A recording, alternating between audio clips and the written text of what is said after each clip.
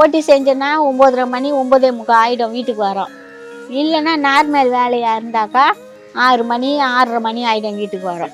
இல்லை சமைக்கல காசு இல்லைன்னாக்கா இட்லி தோசை எதனா வாங்கி சாப்பிட்டு காலையில் சமைச்சு எடுத்துன்னு போயிடுவோம் வேலைக்கு போயிட்டு ரோட்டில் நடந்து வரும்போது தான் நெஞ்சு வலின்னு ஃபோன் பண்ணார். நாங்கள் போனோம். சரி ஆஸ்பத்திரிக்கு இட்டுன்னு போனோம். டேபிள் மேலே கையை வச்சு இப்படி சாஞ்சா இருப்பார், அப்படியே இறந்துட்டார். அங்கேயே ஆஸ்பத்திரியிலே இறந்துட்டார். நம்ம வீட்டுக்காரர் தான் நம்ம எல்லாமே. அப்பா அம்மா உங்களுக்கு அப்பா அம்மா கிடையாது இல்லையா?